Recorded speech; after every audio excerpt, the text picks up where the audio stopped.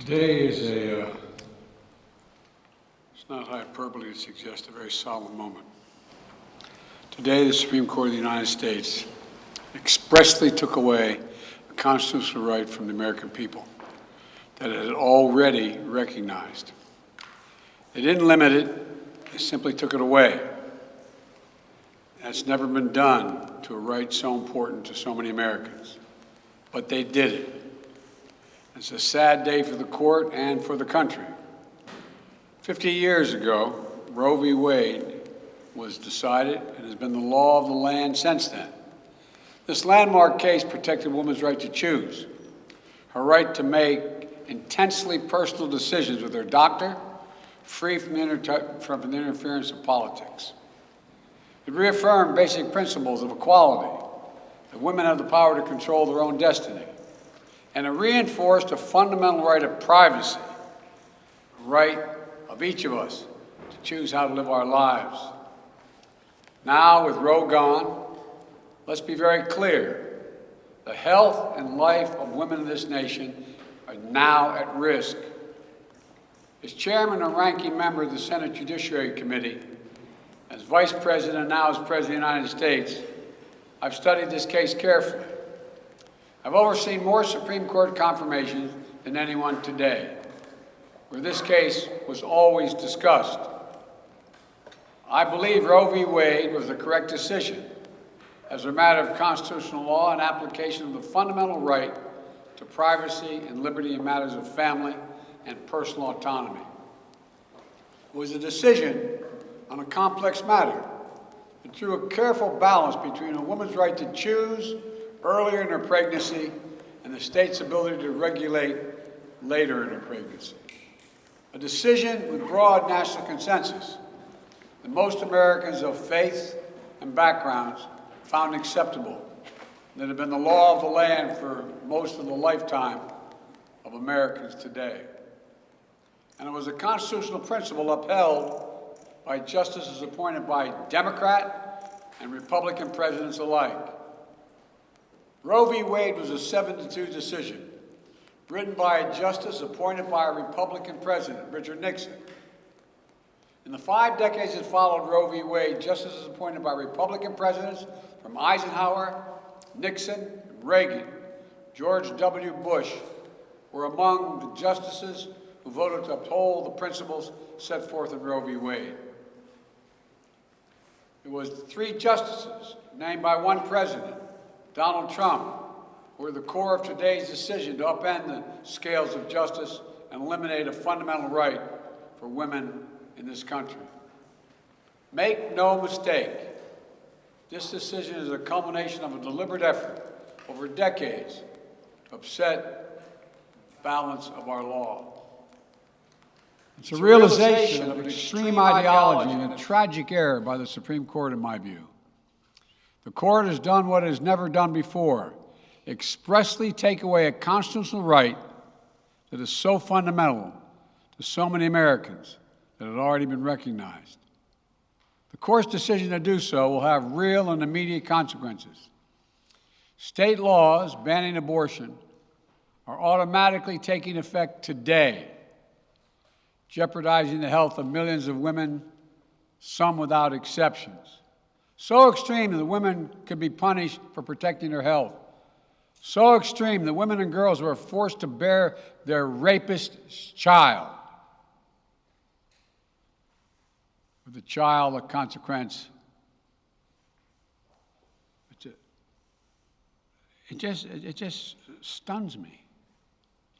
So extreme that doctors will be criminalized for fulfilling their duty to care.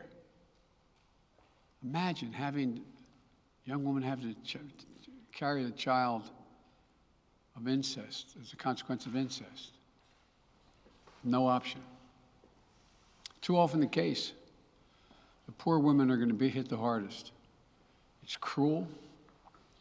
In fact, the court laid out state laws criminalizing abortion that go back to the 1800s as rationale. The court literally taking America back 150 years. This is a sad day for the country, in my view. but it doesn't mean the fight's over. Let me be very clear and unambiguous. The only way we can secure a woman's right to choose, the balance that existed, is for Congress to restore the protections of Roe v. Wade as federal law. No executive action from the president can do that. And if Congress, as it appears, lacks the votes to do that now, voters need to make their voices heard. This fall, we must elect more senators and representatives who will codify women's right to choose into federal law once again. Elect more state leaders to protect this right at the local level. We need to restore the protections of Roe as law of the land. We need to elect officials who will do that. This fall, Roe is on the ballot. Personal freedoms are on the ballot. The right to privacy, liberty, equality, they're all on the ballot. Until then, I will do all of my power to protect a woman's right in states where they will face the consequences of today's decision. While the court's decision cast a dark shadow over a large swath of the land, many states in this country still recognize a woman's right to choose. So, if a woman lives in a state that restricts abortion, the Supreme Court's decision does not prevent her from traveling from her home state to the state that allows it. It does not prevent a doctor in that state from treating her. As the Attorney General has made clear, women must remain free to travel safely to another state to seek care they need. My administration will defend that bedrock right.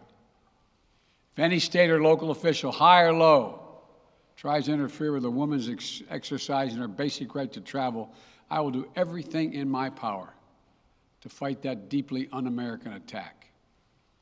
My administration will also protect a woman's access to medications that are approved by the Food and Drug Administration, the FDA, like contraception, which is essential for preventative health care,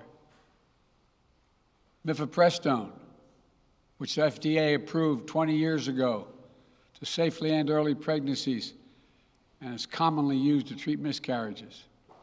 Some states are saying that they'll try to ban or severely restrict access to these medications.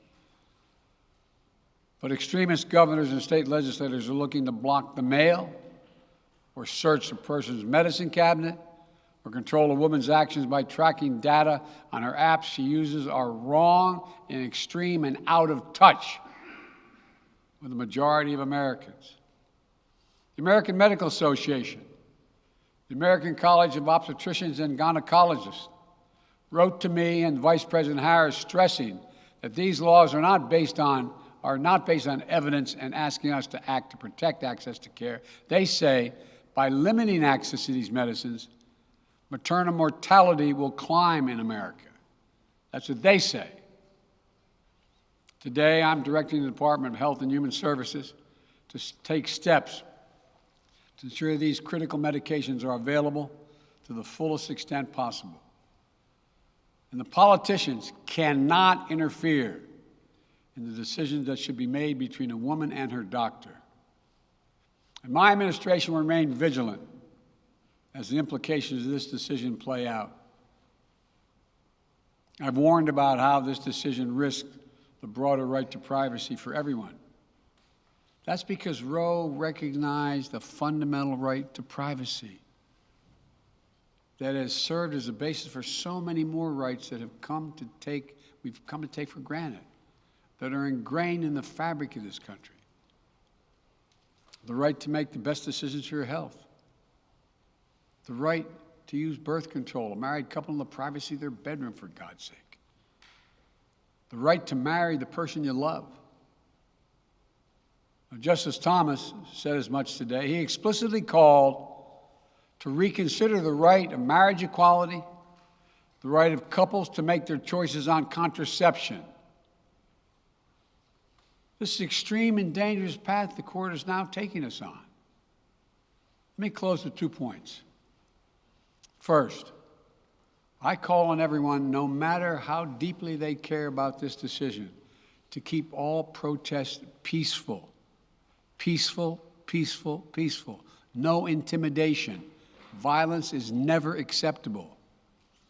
Threats and intimidation are not speech. We must stand against violence in any form, regardless of your rationale. Second, I know so many of us are frustrated and disillusioned that the court has taken something away that's so fundamental. I know so many women are now going to face incredibly difficult situations. I hear you. I support you. I stand with you. The consequences and the consensus of the American people, core principles of equality, liberty, dignity, and the stability of the rule of law demand that Roe should not have been overturned. With this decision, the conservative majority of the Supreme Court shows how extreme it is, how far removed they are from the majority of this country. They've made the United States an outlier among developed nations in the world. But this decision must not be the final word. My administration will use all of its appropriate lawful powers, but Congress must act. And with your vote, you can act. You can have the final word. This is not over. Thank you very much. More to say this in weeks to come. Thank you. Mr. President, do you still have confidence in the